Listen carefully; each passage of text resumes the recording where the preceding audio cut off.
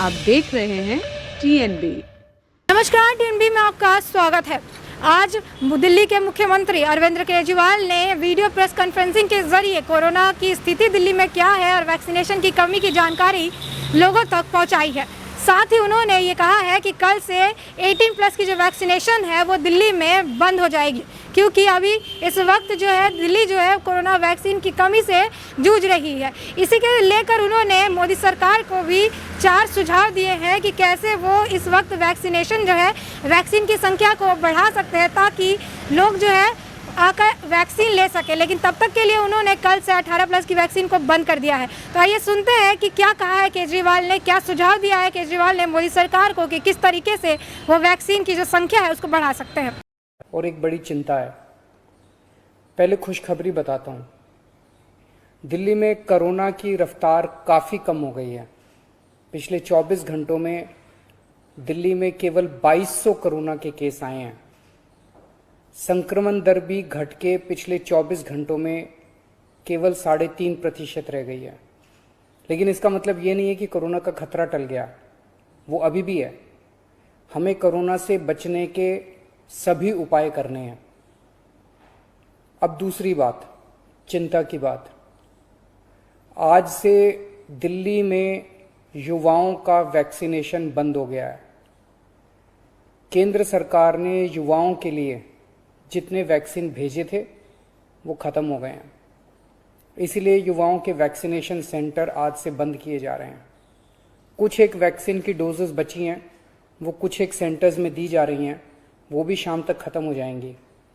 कल से युवाओं के वैक्सीनेशन के सभी सेंटर बंद हो जाएंगे। मुझे बेहद दुख है कि हमें वैक्सीन ख़त्म होने के कारण युवाओं के वैक्सीनेशन सेंटर्स बंद करने पड़ रहे हैं। हमने केंद्र सरकार को भी लिख के बताया है। केंद्र से हमने और वैक्सीन मांगी है। जैसे ही हमें और वैक्सीन मिलेगी हम फिर से ये सेंटर शुरू कर देंगे। दिल्ली को हर महीने 80 लाख वैक्सीन की ज़रूरत है, 80 लाख डोजेस की। इसके मुकाबले मई में हमें केवल 16 लाख वैक्सीन मिली और जून के महीने के लिए केंद्र ने दिल्ली का कोटा और भी कम कर दिया है। केंद्र सरकार से हमें जो चिट्ठी आई है कि जून में हमें केवल 8 लाख वैक्सीन दी जाएगी। मई में 16 लाख दी थी, जून में 8 लाख देंगे। अभी तक हम दिल्ली में टोटल 50 लाख वैक्सीन लगा चुके हैं और दिल्ली के सभी एडल्ट्स को वैक्सीन लगाने के लिए हमें 2.5 करोड़ और वैक्सीन चाहिए। अगर इसी रफ्तार से दिल्ली के एडल्ट्स, अगर इसी रफ्तार से हम चले, 8 लाख वैक्सीन हर महीने मिली तो दिल्ली के एडल्ट्स को ही वैक्सीन लगाने में 30 महीने लग जाएंगे, 30 महीने से भी ज़्यादा। तब तक तो न जाने कितनी और कोरोना की लहरें आएंगी, न जाने कितने और लोगों की मौत हो जाएगी। तीसरी लहर से दिल्ली और देश को बचाने का एक ही तरीका है, कम से कम समय में अधिक से अधिक लोगों को वैक्सीन की सुरक्षा दी जाए। बेड, आईसीयू, ऑक्सीजन, दवाई, इन सब की तैयारी तो हम लोग कर रहे हैं, लेकिन कोरोना के घातक असर से बचाने में वैक्सीन ही सबसे ज्यादा असरदार हथियार है। वैक्सीन की कमी केवल सरकार की चिंता नहीं है, आम आदमी भी वैक्सीन के इस संकट से बहुत डरा हुआ है। कल एक अम्मा का फोन आया, बोली मुझे और मेरे बेटे को वैक्सीन लगवानी है। मैंने पूछा अम्मा कितनी उम्र है दोनों की?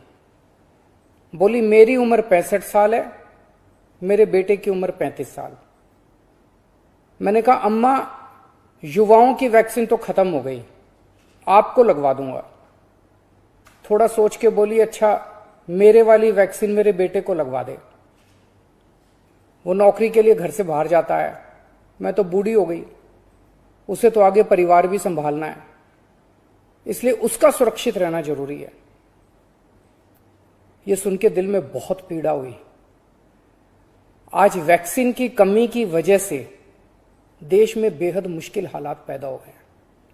अगर देश में किसी पिता, किसी बेटे, किसी भाई, किसी मां, किसी बहन के सामने यह धर्म संकट है कि वो खुद वैक्सीन ले या अपने परिवार के युवाओं के लिए छोड़ दे, तो इससे ज्यादा दुखद बात और क्या हो सकती है। कोरोना से लोगों की जान बचाने के लिए हमें देश में वैक्सीन की उपलब्धता तुरंत बढ़ानी पड़ेगी। इसके लिए केंद्र सरकार को मेरे 4 सुझाव हैं। पहला, भारतीय बायोटेक कंपनी जो कोवैक्सीन बनाती है, वो अपनी वैक्सीन का फॉर्मूला दूसरी कंपनियों को देने को तैयार हो गई है। देश में वैक्सीन बनाने वाली ढेरों कंपनियां हैं। केंद्र सरकार तुरंत उन सभी कंपनियों को बुलाए और उन्हें आदेश दे, उनसे रिक्वेस्ट ना करे, उन्हें आदेश दे कि वे सभी कंपनियां युद्ध स्तर पर समयबद्ध तरीके से वैक्सीन बनाना तुरंत चालू करें। मैं पूरी विनम्रता से कहना चाहता हूं कि इन सभी कंपनियों को अगले 24 घंटे में बुलाकर ये आदेश दिए जाएं। मेरी बात को अन्यथा ना लिया जाए। इस वक्त एक एक दिन कीमती है, इसलिए मैं ये बात कह रहा हूं। दूसरा सुझाव, सभी विदेशी वैक्सीन, जितनी विदेशी वैक्सीन है, उनको भारत में इस्तेमाल करने की तुरंत इजाजत दी जाए। ये भी 24 घंटे में होना चाहिए, इसमें भी बिल्कुल देरी ना की जाए। और विदेशी वैक्सीन के जितने निर्माता हैं, उनसे भारत सरकार बात करे। अभी भारत सरकार ने राज्यों पे छोड़ दिया कि स्टेट्स बात करें, हर राज्य अपने अपने स्तर पे विदेशी कंपनी वालों से बात करे। ये कोई अच्छा लगता है? भारत के 36 राज्य और यूनियन टेरिटरी हर कंपनी के सामने जाके आपस में लड़ रहे हैं। महाराष्ट्र हरियाणा से लड़ रहा है, हरियाणा दिल्ली से लड़ रहा है, आपस में लड़ रहे हैं सारे इन कंपनियों के सामने। इससे विदेशों में भारत की क्या छवि बन रही है? भारत सरकार उनसे खरीदेगी तो ये कंपनियां भारत सरकार को बहुत ज्यादा गंभीरता से लेंगी, और फिर भारत सरकार तो सीधे इन कंपनियों के देशों की सरकारों से बात कर सकती है ना। और भारत सरकार जब इन कंपनियों से बात करेगी तो भारत सरकार तो कई 100 करोड़ की वैक्सीन खरीदने की बात करेगी, तो जाहिर है ये कंपनियां भारत सरकार से कहीं ज्यादा अच्छे से बात करेंगी। तो भारत सरकार को इनसे वैक्सीन खरीद के राज्यों में बांट देनी चाहिए। तीसरा सुझाव, कुछ देश ऐसे हैं, पढ़ने में आ रहा है मीडिया में, कि जिन्होंने जरूरत से ज्यादा वैक्सीन जमा कर रखी है। उनकी जनसंख्या जितनी है उसके हिसाब से उनको जितनी वैक्सीन चाहिए उससे कहीं ज्यादा वैक्सीन वो स्टोर करके बैठे हैं। उनसे भारत सरकार को वैक्सीन लेने के लिए गुजारिश करनी चाहिए, प्रार्थना करनी चाहिए। और चौथा सुझाव, ये जितने विदेशी कंपनियां वैक्सीन उत्पादक हैं, उन्हें भारत में वैक्सीन उत्पादन करने की भी तुरंत अनुमति दी जाए। अंत में मेरा केंद्र सरकार से यही अनुरोध है कि दिल्ली को तुरंत वैक्सीन उपलब्ध करवाई जाए, ताकि हम फिर से वैक्सीन लगाना चालू करें, अपने वैक्सीनेशन सेंटर खोलें और दिल्ली का वैक्सीन का कोटा भी बढ़ाया जाए। कोरोना की इस लहर में सबसे ज्यादा युवा जिंदगियों का नुकसान हुआ है, युवाओं की मौत हुई है, और दिल्ली में इस वक्त युवाओं के कोटे की वैक्सीन खत्म हो गई है। नमस्कार। तो जैसे कि आपने सुना कि केजरीवाल ने 4 सुझाव मोदी सरकार को दिए हैं कि किस तरीके से वो वैक्सीन का उत्पादन जो है, संख्या जो है बढ़ा सकते हैं। पहले सुझाव में उन्होंने कहा है कि देश की जितनी भी कंपनियां हैं, उन कंपनियों को मिलकर भारत बायोटेक की जो वैक्सीन है वो तैयार करनी चाहिए।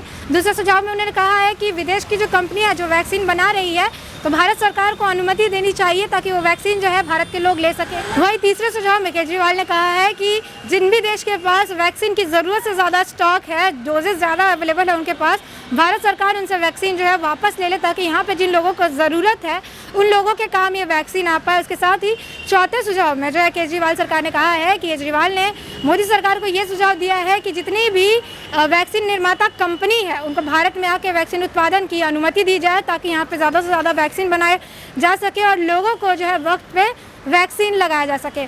अब तो बस ये देखना बाकी है कि इस सुझाव पे जो है मोदी सरकार क्या रुख अपनाती है। इस सुझाव के बाद मोदी सरकार क्या सच में सुझाव को मानती है या क्या करती है, ये तो वक्त ही बताएगा। खबरों में फिलहाल इतना ही। देश और दुनिया की और ताज़ा अपडेट्स के लिए लॉग इन करें www.thenationalbulletin.in।